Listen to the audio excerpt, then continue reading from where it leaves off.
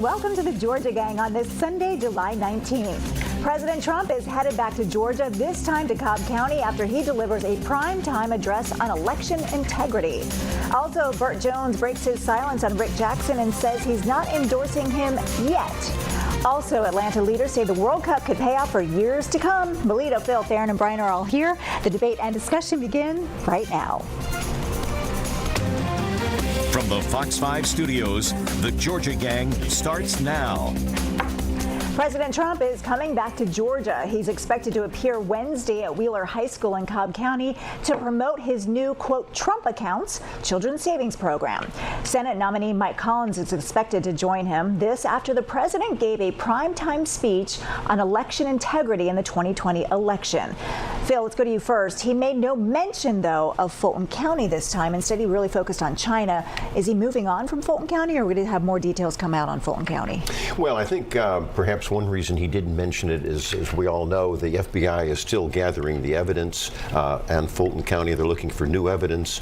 The U.S. attorney, if they find it, is poised to maybe follow up on that. So I think he's waiting for the FBI report on Fulton County, and then he will do that. I think he was wise to just point out, which is something shocking, that everybody, regardless of your politics, ought to be concerned about, and that is the tremendous effort by China, communist China, to apparently steal over the course of the years election data, names, social security numbers. If you go on to the White House website, you can see some of the things that intelligence agencies were telling President Biden and President Trump.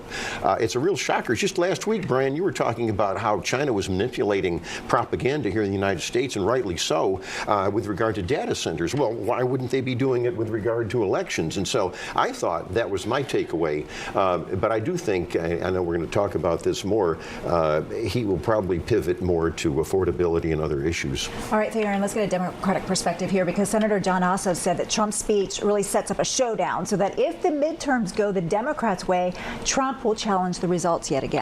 Well, Senator Ossoff had a lot to say this week, Lori, about President Trump. You know, we got word that this address, which I think honestly was just very disappointing to me, Phil and Brian, that I thought the president was going to actually show this evidence of this widespread fraud that is happening in these elections, or happened in 2020. He didn't do that. But I think Senator Ossoff had to get on the offense along with Senator Warnock and say what this is really about. It's not about 2020 elections. This evidence and this pivot that we keep hearing that President Trump is going to do, it's not going to happen.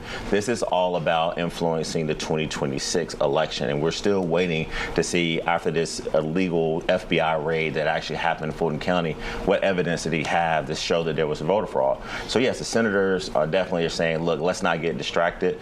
Clearly, as Phil pointed out, I do say this as a Democrat, if China is actually manipulating our data and getting Social Security numbers and all that, is bad. But experts came out right away, Lori, and say, yeah, that's been going on for a while. The question is, what is President Trump's going to do about it to work with Secretary of States across the country to make sure that this data breach and all this stuff is not happening? So I think ultimately the two senators came out on top of this. There was no evidence that they were illegitimate. They're legitimate, duly elected constitutional officers on the federal level for the state of Georgia. Brian, does this also hurt Republican voters? Because if they don't have confidence in the system, will they show out?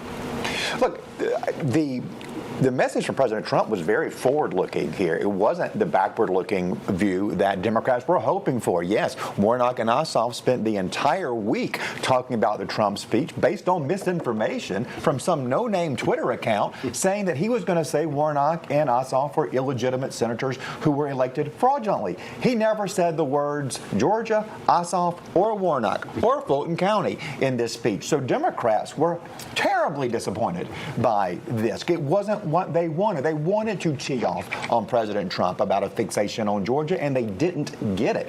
You know, I think there's a lot of credibility from with Americans of all parties that China would be more than happy to interfere with our elections. They definitely want to create chaos in our country. They definitely want to hurt our democracy's foundations. There's no doubt about that. Now, whether there's proof in the documents that the White House has put forward, we're going to find that out in the coming days. I'm sure there will be no end to the research and the digging that is involved from either opponents and allies of the president. And so, Theron mentions that the president didn't mention any evidence. Well, in the very first part of the speech, he said go to whitehouse.gov, and then he repeated it, whitehouse.gov, to go and see the evidence that he's putting forward, and then Americans can make their own decision. I think we saw a Trump that was on message here, not looking backwards, and I think President Trump's going to highly encourage Republicans to show up and vote in these midterms. Melita. Well, let's talk about credibility and let's talk about misinformation. The president used the figure 220 million registered voters. Well, guess what? There are only 172 million registered voters. So if China has data on 220 million, there's an extra 40 million rattling around somewhere. And then let's talk about the SAVE Act that Trump is asking the Senate, because the House has already passed it, to pass. The SAVE Act is the equivalent of a new poll tax because it requires either a passport, which only 51% of the American population has, or a birth certificate which matches your birth, and a photo ID which matches your birth name. Well, most married women have taken a husband's name.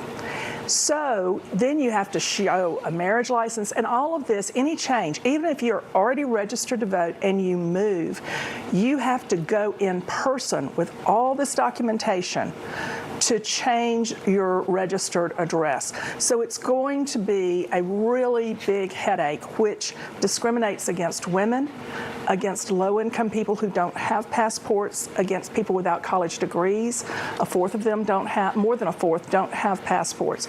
So it's really a bad piece of legislation that he's pushing for here. All right, let's bring it back to Georgia, because I want to talk about the president's trip. He remains popular with Georgia Republicans, but his numbers have softened nationally. So how much does this visit actually help or hurt Mike Collins and Rick Jackson, especially with independents, Brian? Look, I think the topic is one that is going to be wildly popular with independents. These Trump accounts are a great idea. It is a way to make sure that every child in America gets a foot on the wealth ladder, a phrase you've heard me say here a lot on the show, talking about home ownership and the dangers to Gen Z not being able to buy homes. This is great for the Generation A folks. My daughter has a Trump account, and unfortunately, she's too old to get the $1,000 that is being promised and given to those who are born more recently. But we've already started it, and that's money that she can use toward a college education, money she can use toward putting down a down payment on her first home. And it allows children from every background to have a share of the American wealth creation machine. If we had done what George W. Bush said in 2006 and put some of the Social Security revenue into the stock market, we would not be going bankrupt in Social Security in 2032. It happened because Democrats stopped it, and we're going to pay a terrible price for it. Trump sees that, and now our children are going to benefit from the magic of the market. Theron. Lori, I wanted to say my response to Brian to this segment. So, Brian, you talked about how the evidence is on whitehouse.gov. I know you read the news every morning like I do. All the experts who went on whitehouse.gov said that there was no new evidence of fraud. That's not true. That's what they Other said. experts No, they haven't said no. That's Well, ridiculous. they show it to me. Where are your facts? Show me the numbers. We need 10 minutes, Lori, to So straighten him now, out. but We need again, an hour show for that whitehouse.gov. now, let's get to where you have a very unpopular president coming to Georgia. This is, I like to remind Phil and Brian of his overall approval rating is hovering below 40. All right, no matter how you want to mix it up, there's some hybrid numbers out there, but you have an approval rating, and it's at its all-time low for this president. So he's coming to Georgia, and the question is, if you're Mike Collins, you're going to stand there with the president who is very unpopular with the general election. Yes, he's popular with the Republican base, but you're in a general election.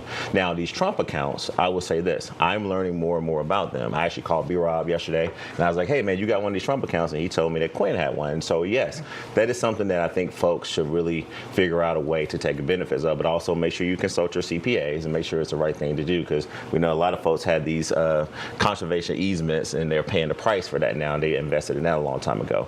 But I do believe this, Lori, the president's coming to Georgia. Republicans have got to be sort of cautiously optimistic about this visit, because, yes, he's coming here at Wheeler High School in Cobb County, which is a battleground county county, but as a blue county. But I do believe that if you're seeing with him and you're associating yourself with the unpopularity that he displays right now, that's got to hurt the Republicans in the general election. Phil? Well, this whole favorability issue is a myth. President Trump won the presidency twice with his ratings under 50% with favorability. Insider and other pollsters that are accredited by Real Clear Politics point out that you can miss all of this and still win elections with a shift in popularity. For example, Trump has shifted. Yes, he has 40%. He's gone up to 52%. It shifts all the time with regard to the news cycle. So just be aware of that when polling is done. I do agree with your points on the Trump accounts. It's also the theme is it'll help young people under 18. There's other. He's going to talk about the big beautiful bill that cut people's taxes, no tax on tips or Social Security, et cetera, et cetera. And it meshes, in my opinion, with what Rick Jackson is doing, the Republican candidate for governor, who is an expert on health care affordability. This is a great theme. And the Trump accounts will also help foster kids, so that's important also. Melita. We have to remember that Cobb County went for the opponent of the president in both 2020 and 2024. And Kamala Harris carried Cobb County by a wide margin. And so he's going into a place where he's not necessarily well liked. No, Cobb County remains the largest cachet of Republican votes in the entire Exactly. state. He won without Columbia County in 2024, with Cobb County. Cobb County. Okay, we'll leave it there, folks. Coming up, Burt Jones breaks his silence on Rick Jackson, and there's no ringing endorsement yet.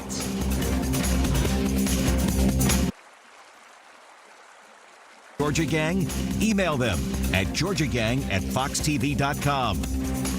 Lieutenant Governor Burt Jones is giving Rick Jackson the cold shoulder in his first interview since losing the bitter GOP runoff. Jones would not commit to even voting for Jackson in November, telling the AJC's Politically Georgia podcast simply, "We'll see." Now, Jones says Jackson's campaign alienated grassroots Republicans with a flood of negative ads, and the two men still have competing defamation lawsuits pending against each other. Phil, to you first, because you just took a phone call from Burt Jones moments before the show started. So what's the latest? Well, that's right. And things are moving very quickly from that interview of last Monday. And he is, I'm very optimistic. I think they're going to meet. I'm looking in the crystal ball again here, Theron, as you like when I do that. And I know one thing, and Burt Jones told me, he does not want Bottoms to be governor of Georgia. That's very clear. And I think that you'll see Josh McCoon, the state party chairman of the Republican Party, will play a big role, too, with Rick Jackson and Burt Jones. After all, you got to give Josh McCoon credit here. He has very diplomatically forged alliances, temporary or not, with Brian Kemp and Donald Trump, and hooray for that, too. That's holding. So I'm very optimistic. Theron, Lieutenant Governor Burt Jones says he's not bitter, but he's waiting for somebody from the Rick Jackson campaign to call him. Now, in my 30 years of covering campaigns, it's usually the winner. The loser calls the winner to concede. The loser calls the winner to concede. So that's not happening. Lori, when I look at you, I can't believe you were in journalism for 30 years. You look so young. Oh, my God. You just saying that. Give this man an hour. I know, yeah. Real quick, yeah, that is how it goes. Usually, you can see. If you're a loser, you're running a race, you call that man or woman and say, hey, we fought the good fight. But unfortunately, I did not win. I don't support you. Let me know what you need. Now, I don't know. Maybe you guys can answer. Did Burt Jones and Rick Jackson speak on election night? I don't know if that happened. If it did happen, then I think that the Jackson campaign should call people like Burt Jones and everyone else and get a support. Now, if they haven't spoken, then I think that Burt Jones and Rick Jackson's got to figure out a way to talk, because they haven't had a chance to actually talk yet, because that was a night where I'm sure a lot of emotions were there. But I also want to go back to what Burt Jones said. Okay, yes, he said he may not vote for him, not an endorsement yet, but he also talked about how he feels that the Jackson campaign has just alienated the networks around the state as far as like grassroots people. Now, I don't know if Burt Jones was talking about his folks, but it's not uncommon that people who are losing campaigns go with the winner and consolidate. The other thing that Burt Jones talked about was actually saying, you know what, this is going to be a hard fight.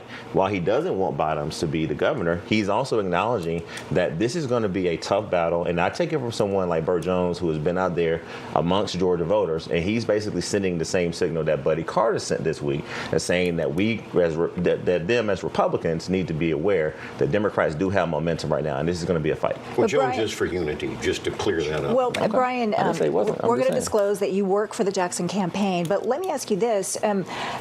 A lot of Republicans, I mean, Chris Carr, all of the Republican gubernatorial candidates, with the exception of Burt Jones, have endorsed Rick Jackson. So a lot of folks, the Senate chambers, the House chamber, a lot of folks have come and endorsed Rick Jackson, just not Burt Jones. So any use of this interview to say that there's Republican disunity doesn't look at the data sets. All of those things you just said, we have all of the legislature, Governor Kemp, President Trump. But that Fox News poll that we discussed here in the last couple of weeks, that was done fairly early after the runoff, and it showed 93% of Republicans already consolidated behind Rick Jackson. That's been a couple of weeks ago. So that number now, you can assume, is somewhere north of 95, 96%. Keisha Lance Bottoms has the same consolidation on the Democrat side, so we're not unique. But they're identical. There's not a difference of Republican disunity and Democrat unity. That doesn't exist. So Republicans are firmly behind. As far as Burt Jones goes, I have worked in politics for a quarter century. I've known a lot of people who've run. You put your heart and your soul into it. Campaigns are really tough. You hear a lot of terrible things about yourself and your family. It's very stressful. It takes time to heal. I think that we all have a lot of empathy for what Burt Jones is going through. Rick Jackson's campaign wants Burt's support, and they're going to work to get it, and all of this will work itself out. All right, Melita. Well, the longer this drags, the more Burt Jones looks like a privileged, petulant frat boy who is a sore loser.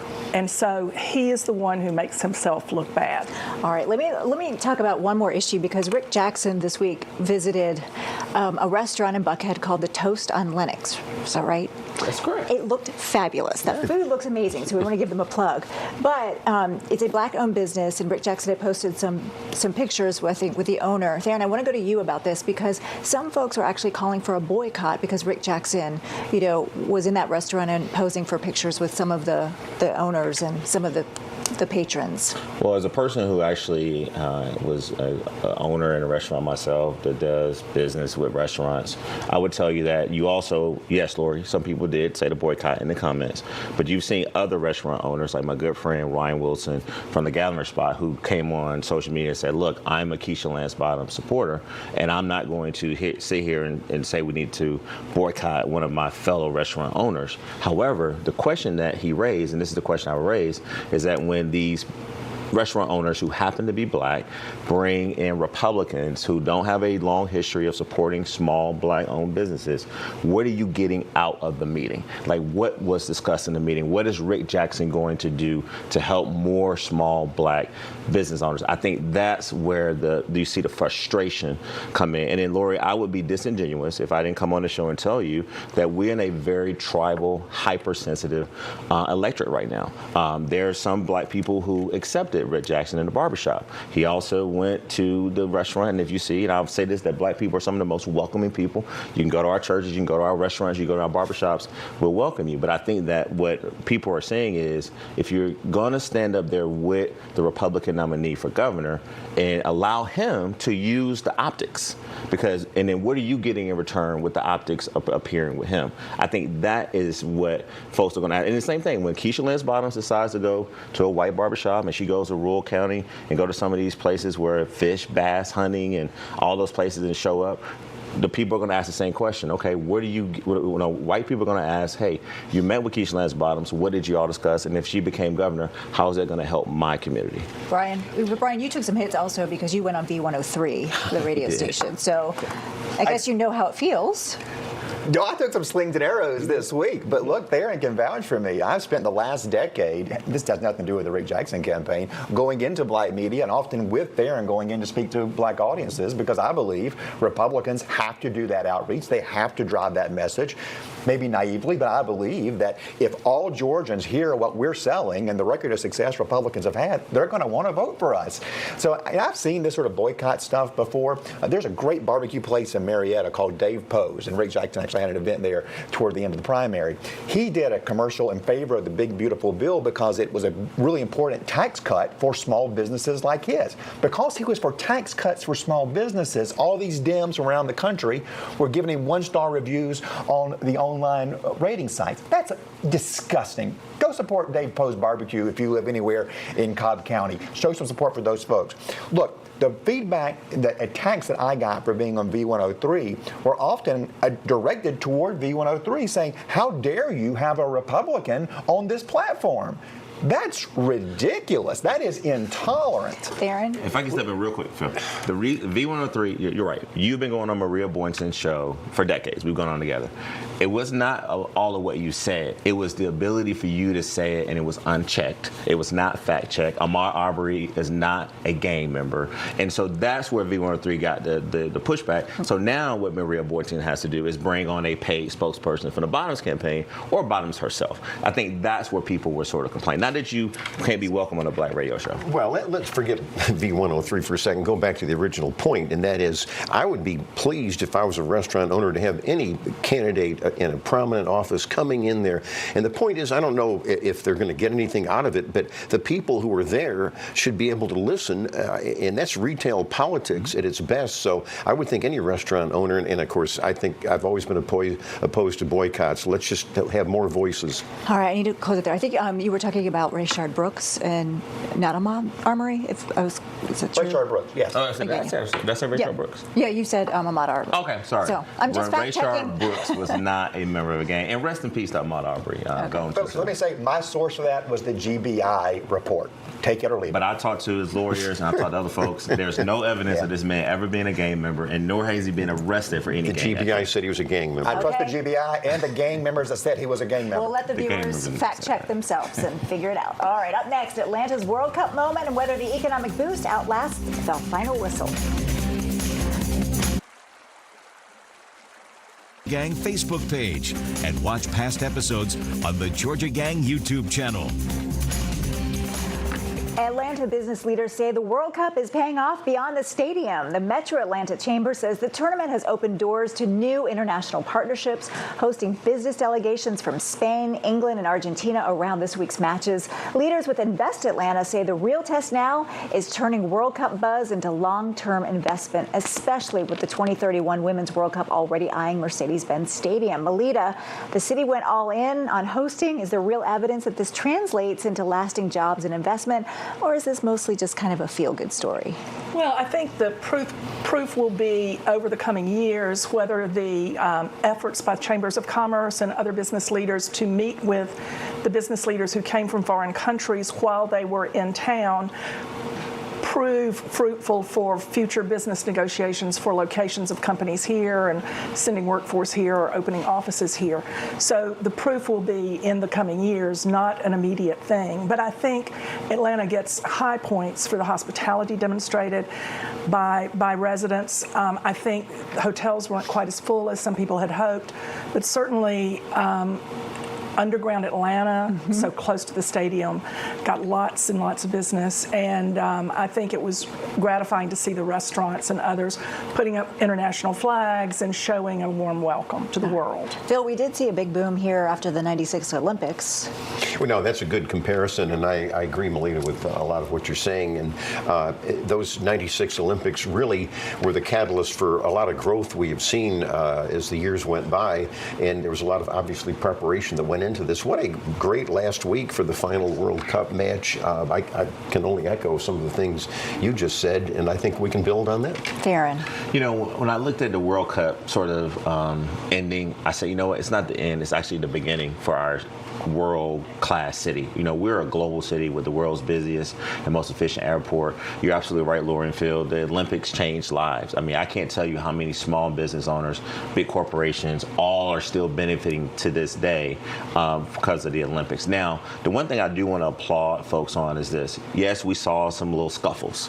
You know, we saw some fights, but I want to commend the Atlanta Police Department, women and men, who did their best to de-escalate these situations. You know, there were racial slurs, and also shout out to Underground Atlanta. I mean, you've seen all those Argentinian fans, they're celebrating, but also is that William Pate, Dan Corso, Katie Kirkpatrick, Mayor Dickens, and also Governor Kemp deserve a lot of credit because is, while it did start off slow, I think we did pick up and we saw a big boom in the semifinals. Now, Lori, to your other point, we got to make this sustainable. You had all these showcases and all these small businesses doing things. I hope that Atlanta and the state will continue to work together to make sure those businesses keep those jobs. And I'm glad you mentioned the police department. Those officers were out there working 12 hours on, 12 hours off for at least 2 months. So kudos to Chief Shearbaum as well, Brian. And we ran this with the precision of Messi's left foot. And it was so well done. We are so lucky. My knowledge of the World Cup can fit into a thimble, but I would bet that last shot where he not get over those English people onto the head of the one guy who could not get in was one of the most magical moments in World Cup history. It happens to be ours. We were hurt by the first matches not being that great or interesting. This last one was phenomenal, one for the history books, and we showed out. Well, I loved going to Congo and Uzbekistan, so that was an early match, and it was a lot of fun. So there. All right, winners and losers, stay tuned.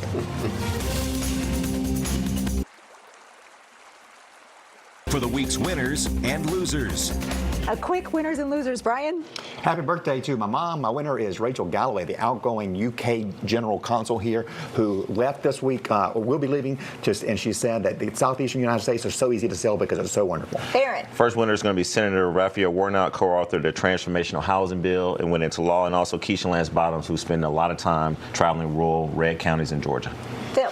The late Colonel Mike Boyce from Cobb County, he got a Veterans Administration clinic named after him. And my friend Lindsey Graham, the senator who passed away, he will be missed. He was Georgia's 3rd senator.